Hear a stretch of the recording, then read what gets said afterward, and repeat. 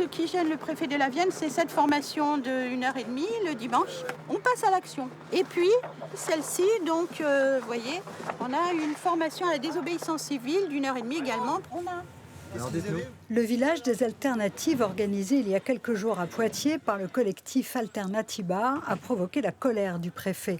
Ce collectif qui milite pour le climat proposait lors du forum un atelier sur la désobéissance civile notamment. Mais comme la manifestation est financée à hauteur de 5 000 € par la mairie de Poitiers, le préfet a réagi et demandé la fin de la subvention.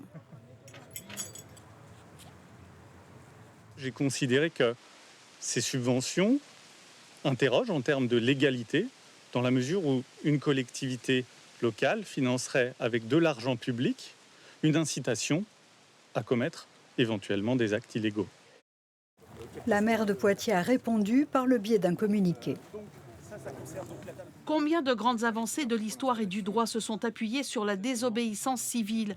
Gandhi, Martin Luther King, Gisèle Halimi ont pu s'exprimer, agir de manière non violente pour faire progresser la conscience collective et les libertés. L'affaire est remontée jusqu'au ministre de l'Intérieur en commission des lois. Le 20 septembre à l'Assemblée, Gérald Darmanin a apporté son soutien au préfet de la Vienne. Que M. Cuissin doit rester sur le territoire national.